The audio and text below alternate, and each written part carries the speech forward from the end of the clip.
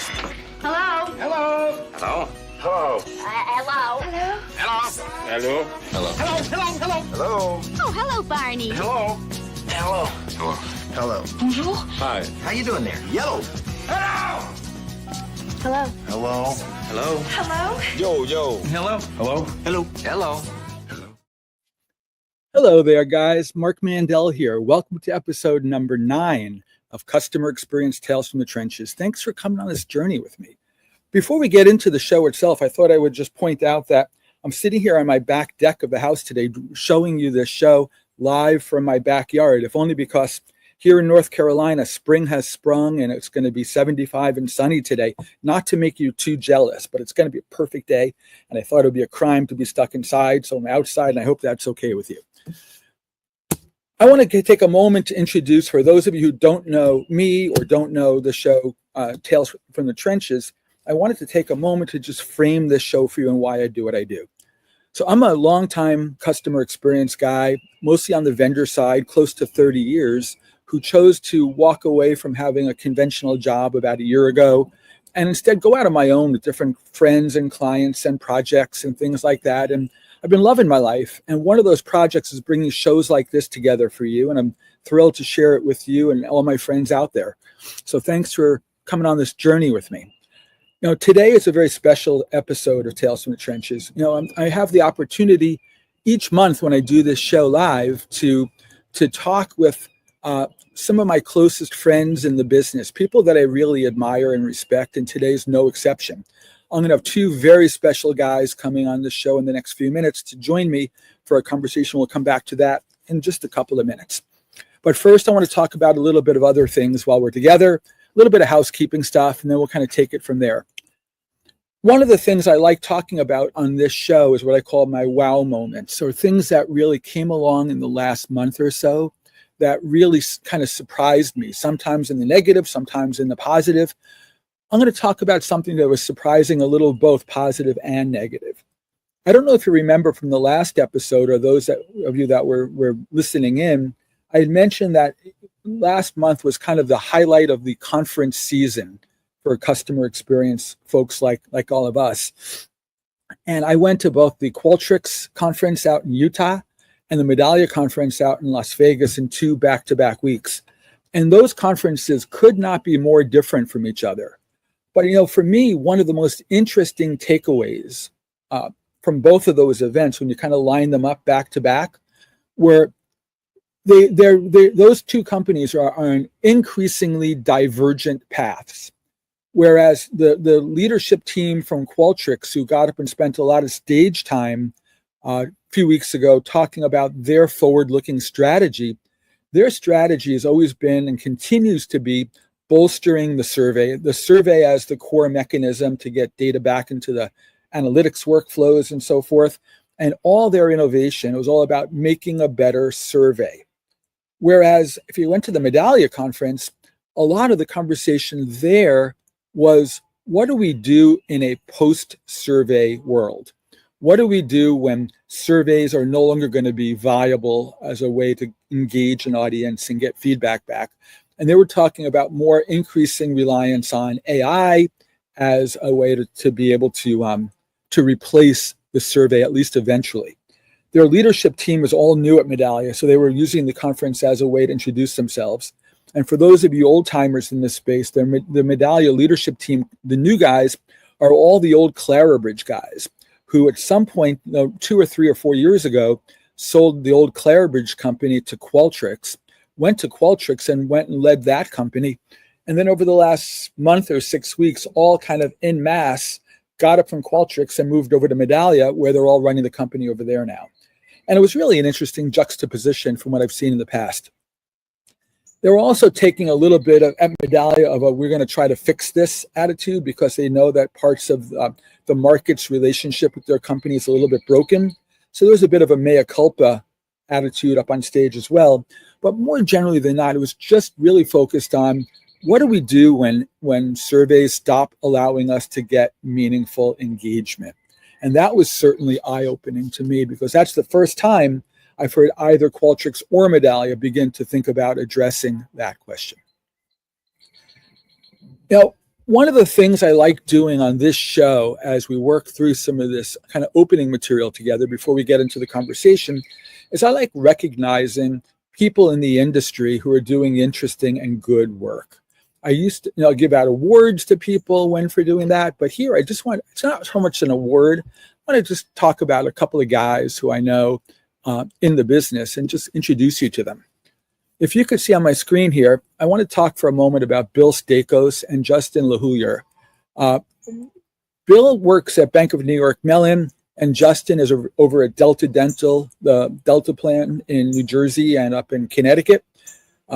Bill is one of the heads of their CX strategy organization, and Justin is their chief information officer at Delta. And the reason I want to recognize Bill and Justin for their hard work is not just what they do in the office day in and day out, which is really key to why they're here, but more important, I want to recognize them for their, what I'm going to call their generosity. Both of these guys have spent innumerable number of hours and innumerable amounts of effort in public forums like LinkedIn, posting really amazing content day in and day out. These guys are out there sharing their best ideas, their best, cheat codes, their best thinking with the entire LinkedIn following. And, when you see some guys, whether they be in technology guys like Justin or strategy guys like Bill, when they're, a lot of guys who see that type of information, they want to hoard it because for them, hoarding information is power. And they want to accumulate that like it's points on a board somehow. And these guys are whatever the opposite is. These guys are out there saying, you know what, goodness and sharing. I want to get out there every day and invest an hour or two in the mornings, even over my cup of coffee, putting that next LinkedIn post together, putting out that next article, putting out that next video. In fact, for the last couple of years before he was at Bank of New York, Bill had a podcast himself called Be Customer Led. And I'll tell you, in many ways, that podcast was the inspiration for this podcast.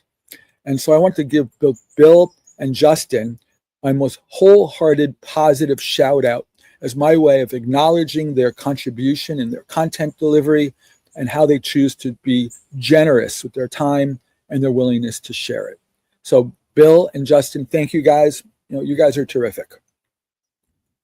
Another guy I want to talk for a minute about is Tom DeWitt. I don't know if you know Tom at all, but he's currently running an initiative called the XM Global Collaborative. But you may also know Tom from his past work at Michigan State University, where he put together a lot of the CX leadership forums and programs at the school. He's left that program behind, and now he's spearheading this XM Global initiative, where it might become this kind of whole coalition of CX folks who work together collaboratively to be able to deliver best practices or thought leadership or even services to one another. And it's becoming a larger and larger scale initiative. The reason I bring up Tom here is because the other day he reached out to me on LinkedIn and told me that he's doing a conference, a virtual conference on May 14th. And make that note, May 14th, the XM Global Collaborative has a virtual CX conference where they're going to have 25 or 30 high caliber speakers be available to us throughout the course of the day, talking a lot about customer experience topics. And I know they charge a handsome fee to get into that event as an attendee, even virtually through like a Zoom call equivalent. But Tom called me up and then reached out on LinkedIn and said, hey, I have 5 passes for you if you want. Give them out to folks who are here on your podcast if they want them. So I'm here to offer you guys, if you want a pass for the May 14th XM Global Collaborative Virtual Conference. And boy, that's a bit of a mouthful. Ping me here, shoot me a note, get in touch on LinkedIn, whatever it might be, but I only got 5 of them. But if you want one of those 5, and I hope you'll take me up on it, it's totally free. Let me know, and I'll get your name on one of them, and we'll make sure you could go join Tom's program on the 14th of May. It's going to be a good one. I know I'm going to be listening in myself. I want to talk for just a few minutes together while we're here before I bring on my first of our 2 guests. I want to talk about one of those guys. His name is Ibby Syed. And you've heard me talk about Ibby on this show in earlier episodes. Ibby is a gentleman who's a co-founder of a company called Cotera. I have the opportunity to partner with Cotera and do some advisory work for him and his team. So they're a very special group of guys to me, but I want to give you some context. I had the opportunity first to get connected with Ibby almost a year ago now, maybe just a tad less than a year ago, when he and one of my other business partners, his name is Mark Zides from a company called Luminoso, got in touch with me and Mark said to me, hey, I met this guy, Ibby. You should go talk to him. He's doing some interesting work and go get to know him better and see if there's a way that maybe you guys could be good for one another. And I reached out to Ibby and we spoke back then. We met up at a conference in Texas. And then we started really talking more recently since then about ways that we might be able to work together. And let me tell you, my friends, Ibby and his company Cotera are doing amazing work. If you don't know Ibby or Cotera, you will by the end of this show. But that said, to give you some framing, Ibby is a guy who sees a really strong there at the intersection of agentic AI, which seems to be the term we're all talking about right now, and customer experience. And so that's what we're going to talk about when we get together here on this show in just a second with Ibby and our other special guest, who I'll introduce in a couple of minutes. We're going to talk about what role does agentic AI play, what role does AI in general play, agentic or otherwise, in CX, where are the real business opportunities, where are the threats and challenges, and we'll talk about some new thinking, new ideas in that space. What I'd like to do is ask Ibby to pop in here with me and we'll get a chance to get you guys connected to one another. Then we'll bring on our other guest, Bret, and the three of us will have a good conversation. So let's bring Ibby out here. Hey, there's Ibby. Hey, Mark. Hey, how's it going? Thanks. Thanks so much for having me on. I'm excited. I'm excited about this, and thank you for such a nice introduction. You know, you've always been one of the good guys in this space, and so I'm excited to share our relationship that you and I share with our friends listening in here. So thank you for hanging out with us. Yeah, of course. You know, I'm also really jealous of your background. You know, if I just kind of pivot my camera for a second, this is my backyard. You know, I'm sitting out here at 70 something degrees. It's sunny. I got my t-shirt on, sitting on my back deck. How bad could that be today? I'm very jealous. Nothing has made me sadder than being in an office in New York City right now than staring at all the lush greenery behind you. So that's but we got extra room here at the house if you guys want to come down and crash here anytime. You know, new HQ. Hey, why not? I only charge a small amount of rent. You know, Ibby, you and I have known one another now for a bit of time, but it dawns on me that people listening in may not know kind of the Cotera story or even the Ibby story. Can you take just a couple of minutes and share with the listeners here kind of where, you know, your backstory a little bit, kind of some of the fascinating work you've done and kind of a little bit of the founding launch story of Cotera and kind of where it came from? Sure. Yeah. Let me give that a go. I'll try to keep it quick so as to not bore people. So my last job was I was early hire at Peloton. I was their first data scientist, and my job was entirely helping business stakeholders action on data from machine learning algorithms. So, like a couple great use cases, right? Product team. Hey, we're getting new customers through the door every single day. What features are they asking us to build? Retention team. Hey, which customers are most likely to churn, and how do I get the data in real time so I can action on it and send them the right campaign in the right moment? Legal team. Hey, like which customers are complaining, which customers might have had an issue with the product, that kind of stuff. And what my team did was we built systems to help people better utilize data and take action on it. And that's what we do at Cotera. So we work with companies of all sizes to the way that the system works is we sit on top of your existing data layer. So whether that be an internal data warehouse or data that's coming in from a SaaS tool like Zendesk, we install an agentic layer on top of it that's designed to help you take a very, very specific action. And then we export the data to whatever system you live in. And that sounds like a bunch of mumbo jumbo, right? Like I've said agentic, I've said SaaS, I've said data warehouse, I've said all the buzzwords that you hear these days. And put very simply, I'll just tell you some stories of how our customers use the product, right? We've got companies like Built that have us sit on top of all of their customer support tickets, and they automate voice of the customer, right? Rather than having somebody go through and manually tag every single ticket, just have an AI agent that knows your business really well say, hey, this ticket is about paying rent versus this ticket, which is about paying at a POS system. And then you look at other companies like Cotera who are using us to help with automating quality assurance, right? So rather than having their director of customer experience spend 4 or 5 hours a day manually reading through every single negative CSAT interaction that an agent had with a customer, have an AI do the rubric part, and then give the information to the manager so that they can actually spend their valuable time developing a training plan.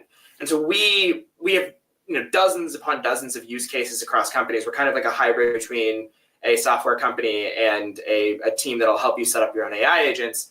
But the whole core value prop behind the business is helping make sure that you can unlock valuable human time.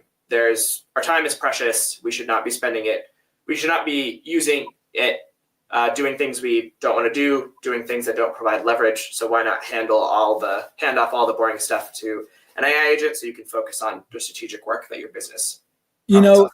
It's super interesting. I want to figure out with your help here, Ibby, where that line is drawn, because I see so many companies who are tempted to see the latest builds in these AI capabilities as a way to simply knock employment out of the picture, right? To be able to say, we don't need a room full of call center agents anymore if we could unleash AI, right? And, for me, that's a danger zone.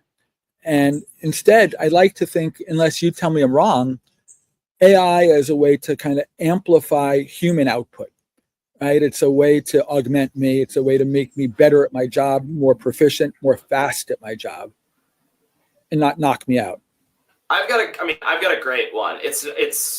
I've got one that I use actually every single day now. One of the things I hate and I find really upsetting. Well, upsetting is too much of a word there, but I'm sure everyone on this goes on LinkedIn or goes on Twitter from time to time and sees how many messages are just explicitly an AI bot that is interacting with a post to make it so the author notices them, right? Like somebody will write a post about something and then a chat GPT style message with a bunch of M dashes comes in saying, wow, what an insightful post. I love how and then all it does is summarize the post. And it's like, dude, this is so clearly written by AI. What are you doing?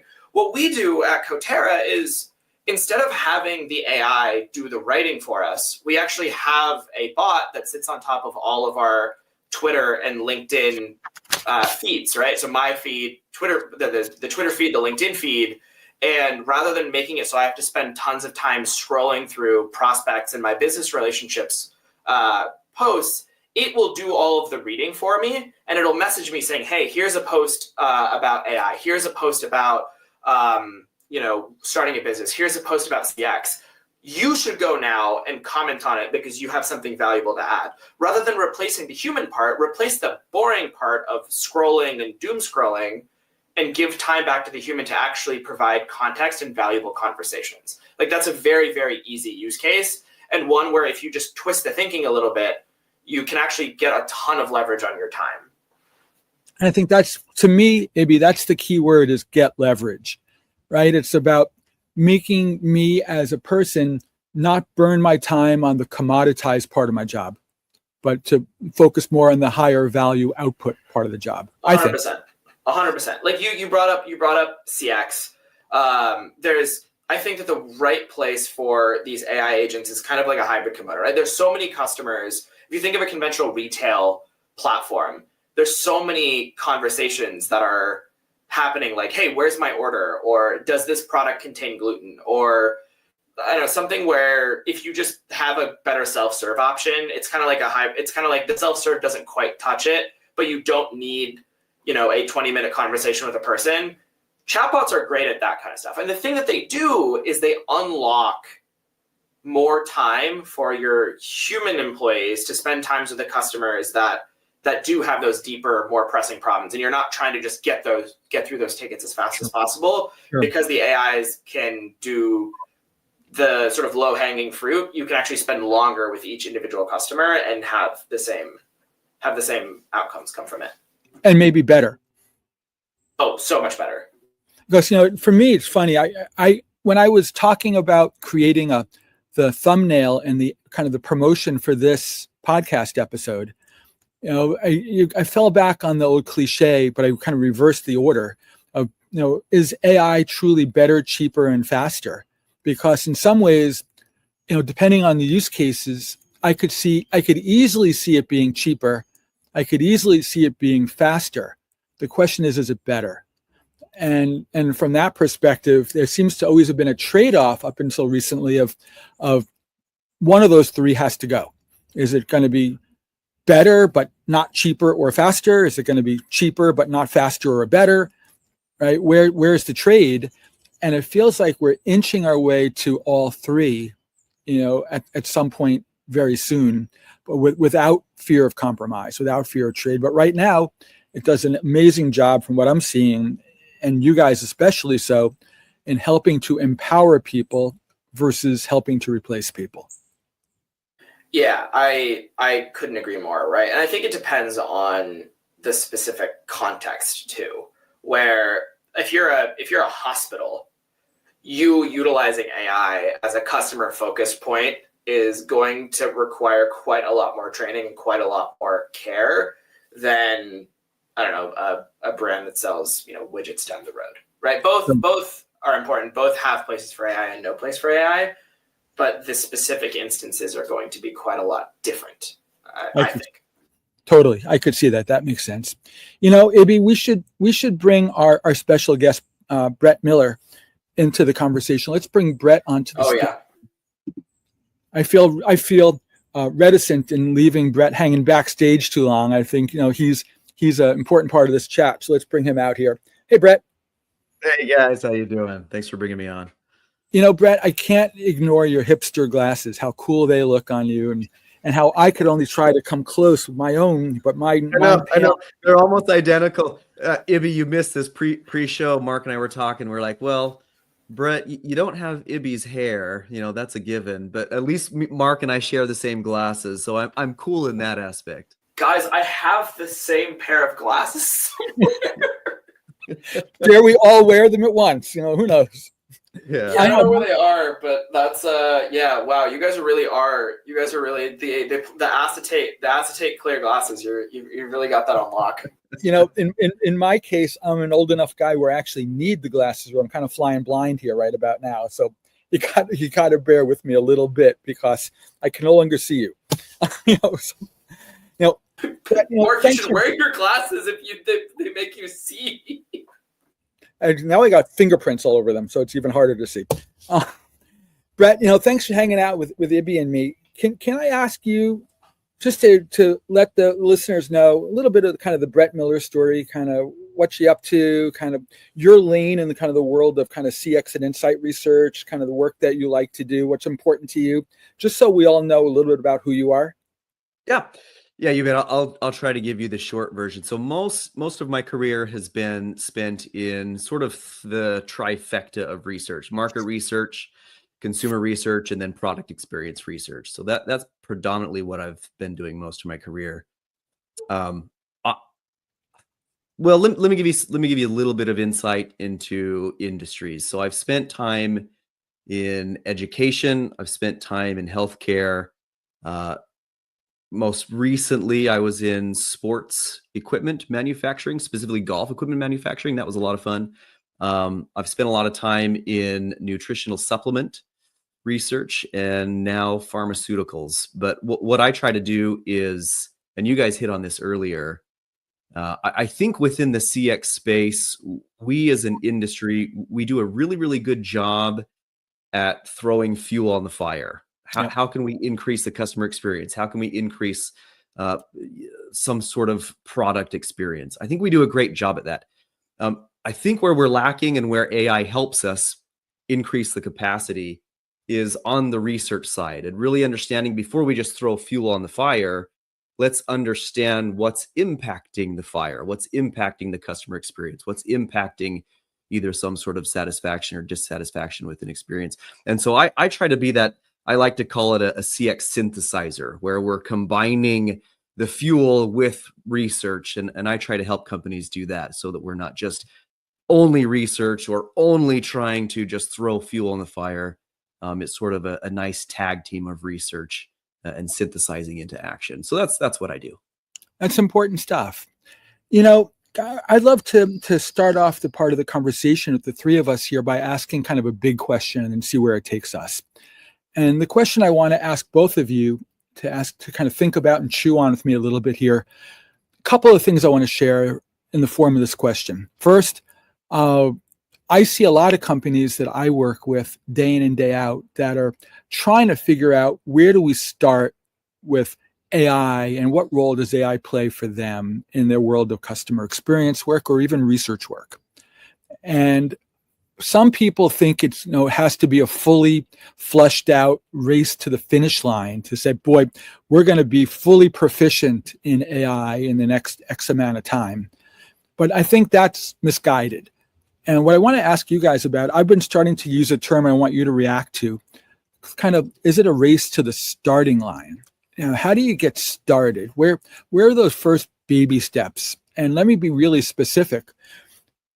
The gentleman who I gave some shout out to a little while ago, Justin from Delta Dental, wrote a posting on LinkedIn maybe a month or so ago where he had seen some third-party research where they talked about some of these AI initiatives in companies failing, and a significant failure rate he talked about. And the reason he speculated that they failed was they didn't set out to prove anything or do anything other than, quote, try AI, right? And so there's no definition to it, no business outcome that he could attach to say, boy, if we could do X better than we do today, that's a win. And instead, he said, let's go try AI and let's get proficient in AI because somebody up above in the leadership team said, we got to be in AI.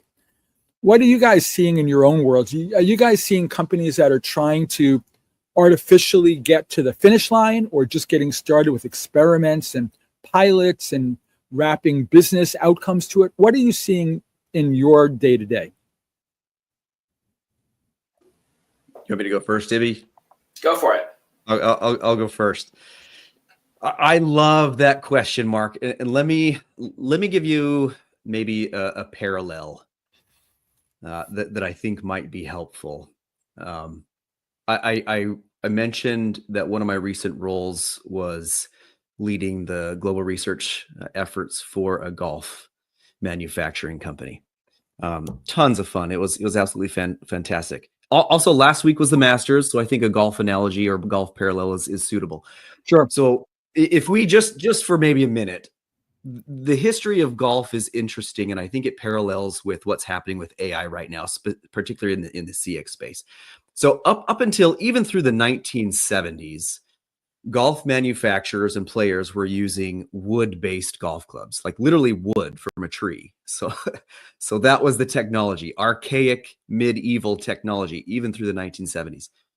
Well, at that point is when manufacturers were starting to release to the masses. Professional players were starting to use what we call metal technology. So they were infusing it, instead of predominantly being wood technology, it was metal technology. And what the fear at the time is the results were drastic. A wood versus a metal golf club, people were hitting it miles farther, not literally, but significantly farther than a wood-based golf club. Let me sort of give you just a brief scenario. So with a wood-based golf club, the head of the golf club, the sweet spot, you had to hit it just perfectly. And if you didn't, you were severely punished. So the ball would hardly go anywhere. Trajectory in terms of dispersion, left or right, could just be wildly left, wildly right. Well, with the technology of metal, what that allowed golfers to do is they could hit the ball less than perfect. They couldn't hit it terrible, but it just didn't have to be an absolute perfect strike. And what would happen is the distance loss was marginal. The ball still went really, really far. The error, so the dispersion left or right, was actually shrunk. It brought in.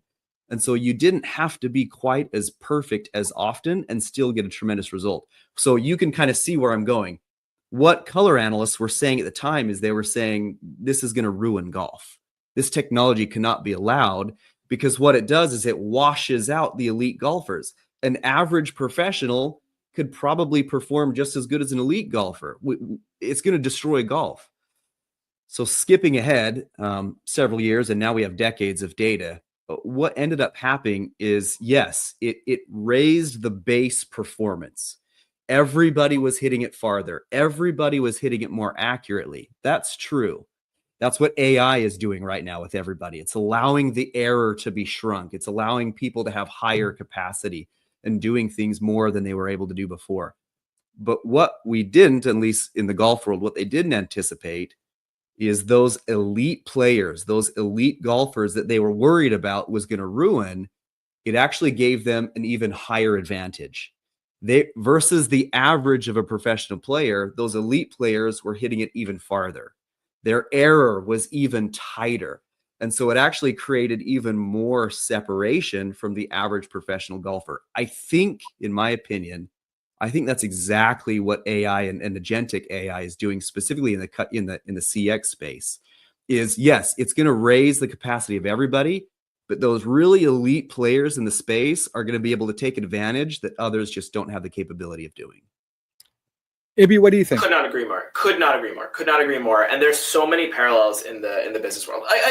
Like one thing that we can talk about that might be kind of fun is the fact that there's all of this worry, and I completely understand where it comes from, that AI is going to have people lose jobs. And I think what's going to happen is what's happened throughout history is that jobs are fundamentally going to change. When the ATM was invented in the, I think, early 1900s, mid 1900s, everyone was up in arms about the fact that cash, bankers were all going to lose their jobs. But when you kind of think about it, when you go to a bank and interact with a human, it's for higher level orders of operations, right? You're not always going to go get cash out of a drawer. Humans are worth more than that, frankly. The human brain is capable of so much more than reaching into a drawer and handing you some cash.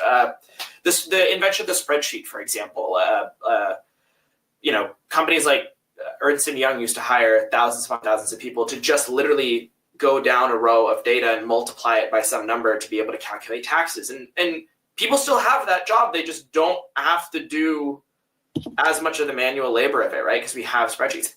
AI is going to do the same thing for us, which is that all of the nitty-gritty sort of non-strategic work you have to do is going to become probably a little bit more abstracted away. If you're a marketer today, you can spend a lot less time worrying about the finer details of an artistic piece of advertising than you can of understanding how to talk to your customers. What is the core value we provide? What should we test, right? Rather than spending 3 months trying to get creative to get back to you with something. Creative can now spin up a version of a specific campaign that's for every person in your ICP, right? Rather than having to come up with 5 different versions of copy, you can come up with one in every single language across a million different personas in the time it would have taken. I don't know, you would get a coffee. It's just going to, the people that are at a higher level right now, the people that are a little bit more strategic, the people that can do more with less, are going to be the ones, like Bret said, that are going to be rewarded in this environment. And everyone else is probably going to, society always adapts, and it will adapt to this as well. I think what both of you are talking about, whether Bret in your golf example or Ibby even in your banking one, I used the term before, amplification. I see this as a way to enable people to have their capabilities and their time amplified more capably or more wide-reaching in the high-value payoff areas. And to be able to do that in a way that makes sense without necessarily burning a lot of commodity time to not have to waste that. Ibby, can I put you on the spot for a minute? Since you're here in part talking about a company that you represent that's clearly in the technology part of this business. the question comes up all the time. Why do I need software like Ibby's? I can go get Chat GPT, throw some data in Chat GPT and get some answers. Isn't that pretty magical? Clearly I see that as a glaring danger zone for these people, but they don't necessarily understand that coming in. And I'm curious what your thoughts are about these companies that are either just using vanilla Chat GPT or even other software providers who are just taking a foundational model, like let's say an OpenAI model, and putting an API wrapper around it and calling it a product. Right? Yeah, and Brett, I'm curious to see what you think about this. I think that, look, it's reminiscent of the early 2000s, right? Like .com 1.0, we were seeing basically companies that are like websites that were filing for IPOs, right? Like you think of all of the companies that had exits in 2000, 2001, 2002, the late 90s. And what they were internet companies, right? This was the magical future technology of the internet. And effectively, like, the bare bones of it was, let's take some text, let's put it on a screen, and let's let everyone access it. And that was something that we could do before, and that had a lot of value. I think that is the stage where we are at with AI, right? Like people are, what is the first thing what is the first thing we can do? What is the low hanging fruit? And that's what it is, right? Like take what's that company called? It's like the Grammarly. It's like Jasper AI or something, right? Like Jasper AI is, competes with Grammarly, and at least the first version of their product was literally just like a Chat GPT wrapper on top of like a Google Doc, and that's great. It like made Google Docs better. It makes it easier to write. It makes it better to write. It helps you write, and it's a simple premise. It's a great product. They grew pretty quickly, and I don't think they're doing as well as they were, but good idea.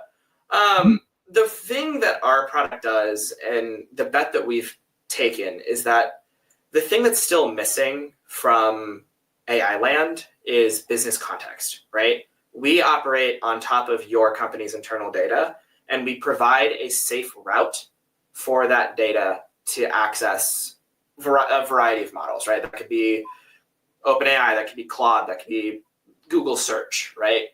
Giving the AI context is going to make it more trustworthy when you're trying to do operations at scale. So if you, let's take a quick example, right? If I downloaded 100 reviews for the camera that's I'm looking into right now, right? If I downloaded 100 reviews for that and I just chucked all those reviews into ChatGPT and I said, tell me something, it'll say, hey, a lot of people are saying how great it is that it has Wi-Fi capability. But then when I create a new tab and I ask another instance of ChatGPT the same thing, it's going to return something different. And that actually, because it doesn't know what I'm looking for. But once you start to layer in business context where it's like, hey, I am Sony, I am looking at improving this product. I think that, the main areas of focus for me are the Wi-Fi capability, but also the shutter speed and the aperture. How do people feel about taking nature photos versus city photos? I'm not a photographer, as you can tell. I don't know anything about golf, and I don't know anything about photography. That's the two things we've talked about. But once you start to give that context, because the AI is connected to other parts of your business, you can start to get more repetitive answers that are fundamentally easier. And when you move that to the action lens, right? When you're starting to give this AI access to take action for you, that's where that becomes super, super important, right? Because even if it fails 5% of that time, 5% of the time an AI giving a customer a refund is going to be catastrophic for your business. So giving it access to both your internal data sets and making it a controlled environment is what we do for businesses. And that makes AI a lot more usable at scale. Yes, ChatGPT and uploading it is great for one-time analyses and trying to understand things at a high level. But if you want to have it actually work at scale, you have to add context and controls. And that's what we do. That makes sense. Hey, Bret, let's talk about what you're seeing in the industry, and particularly specific to analytics and insight generation and using AI as a way to either deliver those insights or at least make them more accessible. I love that question. And I'm going to segue into something Ibby said. because I think this is a critical area. So Ibby, explaining the information coming into whether it's a GPT model or something more robust and specific, like an AI agent that is built specifically for a layer. It depends on what data we're feeding it. So let me give you an example.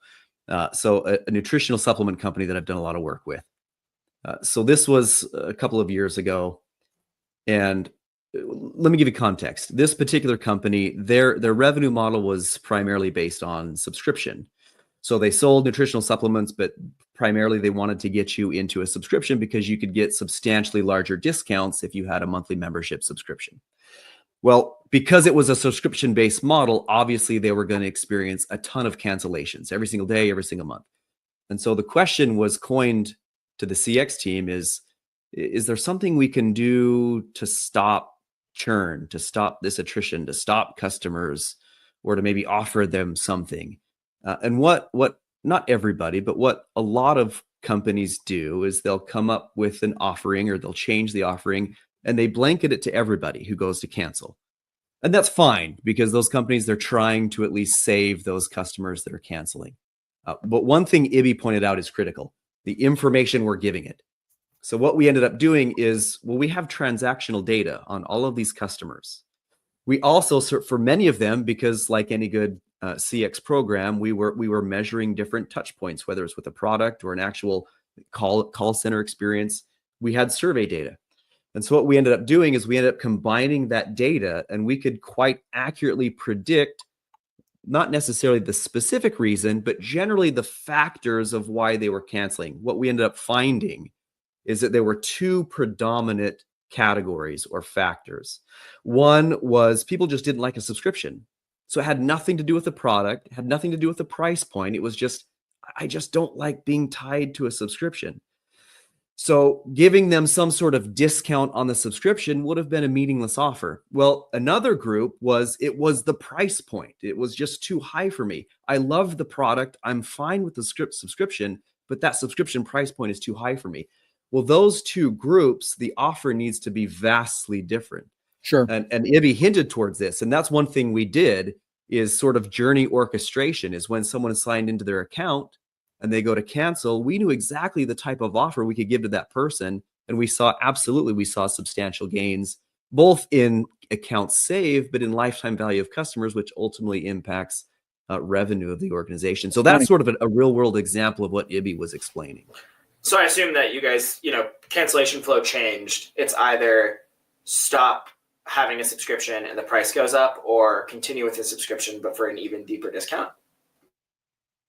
For certain people, if got it. If the model predicted that subscription hesitancy was their issue, then it's actually okay to let them cancel their subscription. What we end up doing on the back end is we end up creating a journey model to where we still give them deeper discounts specific to that customer, and we don't let them die just because they're not on a subscription. We give them deeper discounts on specific products, on customized outreach to that customer, versus somebody else where price was the issue. We want to keep them on the subscription, so let's offer them a discounted subscription price.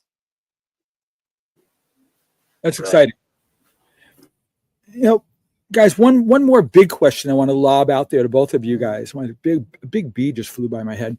I want to talk about this topic of synthetic data and synthetic surveying. In other words, instead of relying on real feedback from real customers, how much of that could be run through a simulation or a prediction model? And how much, like you were talking before, Bret, about things like churn models and understanding who has a propensity to kill their subscription to the product company. Is there a different way to do that? And what's the thinking on that? Have you guys seen other examples of reliable analytics that could be predictive and relatively confident in their predictions? And what have you seen possible? Just talk about kind of this idea of kind of synthetic data and synthetic results. Ibby, do you mind if I tackle this first and then let you clean up? No, I wanted to hear your thoughts first. You're definitely on the research side. The research side of this is more important all day, every day. But yeah, this is Ibby's realm. He knows this stuff, so I wanted him to hit the home run after I'm done.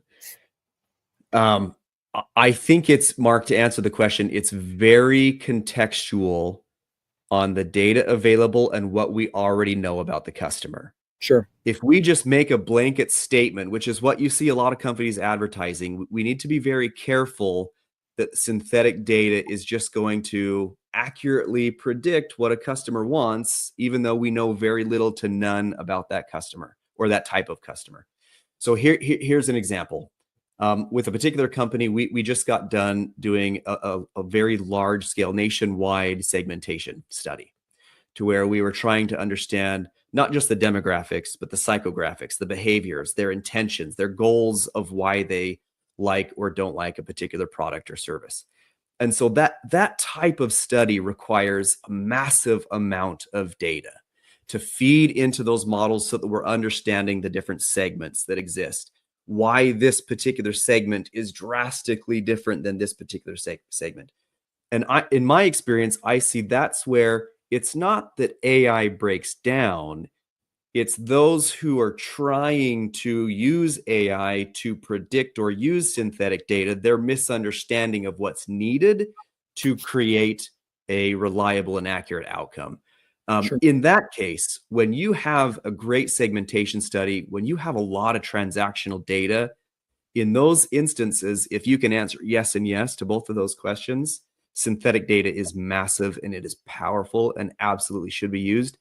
The caveat, though, Mark, is a lot of companies are not in that situation. And so we need to say yes, but, then continue the conversation. I could see that. Yeah, I think that Bret hit the nail on the head. I think that the things that it's good for is innovation. It's a great tool to be used for fixing something internal compared to like expanding into a new market, right? So if going back to like a nutrition company, if that nutrition company is trying to, I don't know, launch like a tote bag, I don't know, I'm making these things up. It's going to be a lot harder to find how your customers feel about a tote bag than if you're going to tweak an existing formula. Right? Let's say that you were going to launch like a vegan option. Basically, like the thing that you need to do, one thing that you could do is you could go out and survey all of your existing customers and say, hey, we'll pay you $5 if you tell us your feelings about a vegan option. Or you can look at your existing NPS data, customer support data, and reviews to say, hey, how many of our customers have actually brought up the fact that they need a vegan option? Right. And then what that does is it, one, gives you a population to go back and survey again. Okay, hey, you expressed interest about giving giving you a vegan option. What would you like that vegan option to contain, right? Like, did you like the flavor of the non-vegan option? Do you want it to look exactly the same?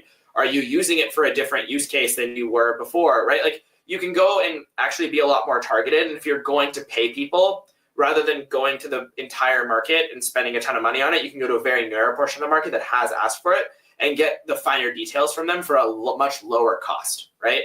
And so pairing it with sort of conventional methods is definitely kind of what you need to do. And it's, as Bret said, better used when you have context about what you're trying to do. Sure. Does that make sense? Does to me. And Mark, before we change, I just wanted to double hit that, as Ibby said. And that's the power of AI and even agentic AI is it allows researchers who have that skill set is you can basically clone them. And so instead of just being one person, you can be 5 people doing multiple different projects simultaneously because you have AI doing the type of outreach that Ibby just explained and articulated. It is so powerful, and companies that are able to utilize something like what Cotera is providing, it just enables them to scale beyond what was possible in the past. I get it. Believe me, I get it. I just have 2 more things I want to cover with you guys before we wrap up, because I know we're running a little long on the time, so I want to be mindful of your time. The first one is a big question that I hear argued pro and con both ways: buy versus build. You know, you have companies that see buying technology as a way to get into the game and make it easy and relatively cheap and relatively quick. And you have guys that say, you know what, I could just give me X amount of time and I could build this thing and I could do just as well, if not better, and it'll be quote unquote free. Talk to me about the buy versus build. What are you guys seeing as trends out there? Do you see buy being the most viable option? Do you see build being the most viable option? What's your observations? I think it's contextual, Mark. I think it's very contextual. It depends on the situation at the company.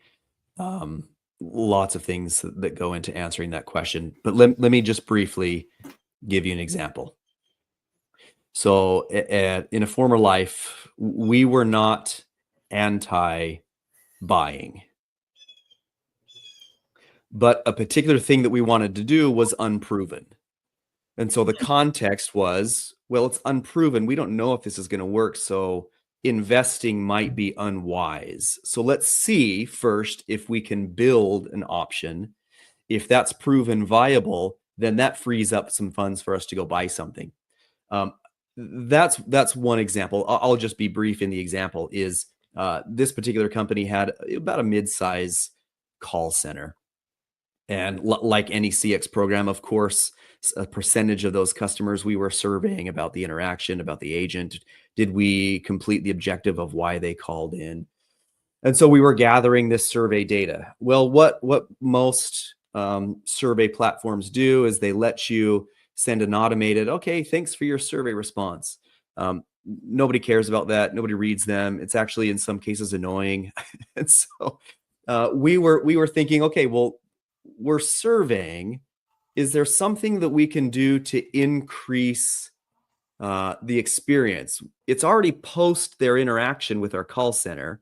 So can we use the survey process to actually enhance the customer experience? Ibby hit on this earlier, but one of the things that we did is we ran their survey response through a GPT model. We had to train it through thousands and thousands of survey responses. We had to be very specific on what it can and can't say. We had to be very specific in training it, the tone, how long or short we wanted the message. But what we ended up doing is when someone would complete a response, it would automatically kick out after about 5 or 10 minutes, automatically kick out a response as if it was somebody like me saying, hey, Ibby, I just saw you had an interaction. Looks like you left some survey comments. Hey, I'm super pumped that you thought Mark was a cool guy and he was able to help you. Something totally human sounding, very, very short. In full transparency, it wasn't a human. But what that ended up doing is it created that additional experience, enhancing that human-like interaction, and people loved it. And it actually did have incremental gains in LTV. But that's one of the examples of it depends. We proved the concept, and then it opened up funds for us to get a larger, more robust solution. This is so good. There's explicit ones that you just mentioned. The thing that reminds me of, and I don't know how, we don't work with them, but Chewy, they sell all sorts of dog products, but they have a similar, I think it's powered by a bot. I don't think they have a human reading all of these, but basically if somebody cancels their subscription because their dog passed away, they will actually, there's like an internal trigger that causes someone on the customer experience team to like look at their account and kind of look at what they were like as a customer and provide them like a gift of some kind, right? Like as like they'll send flowers, or they've kind of been known to do really, really above and beyond things from a surprise and delight perspective. And it just like, one, it's a nice thing to do, but also from like a strategic standpoint, it just gives your brand so much. Like when I think, I don't even have a dog, and I think of Chewy as a product that like, it's a company that loves dogs, right? Like if I'm going to buy something for a friend who just got a new puppy, I'm going to go to Chewy. Like they're clearly like invested in this space, care about people's pets. They're going to be high quality. It just provides this sort of like brand overlay that's just so cool. And you can just do things like that at a such higher scale because the agentic layer has context, right? You asked about build versus buy, so I'll answer that question too, which is that I think it's kind of the common take, which is just in engineering in general, you should put your engineering team, because engineers are expensive, and there's not just the first time build cost, there's also the maintenance cost. if it's going to add value to your customer base, then you should most likely build it internally. If it's a tool that your team is going to use and it does not provide a strategic ROI for you to build it in-house, then you should just buy it, right? Like a great example of this is I was in a conversation with a friend the other day, and he brought up, oh, like we're thinking about building this AI product to do to help our customer success agents write better, right?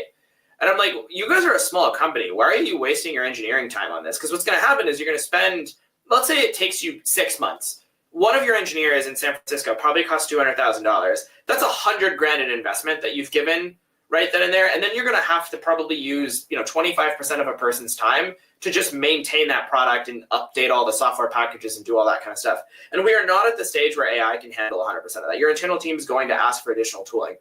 An off-the-shelf product is going to cost you like $20 per user per month. Just buy that. Like, why are you building it? You should be building AI products for your customers rather than things that don't provide a strategic ROI to you. I see that loud and clear. Hey guys, it looks like we're right up against the hour here. So I thought I would just wrap up by making sure that our friends who are out there listening to this conversation know how to find you guys.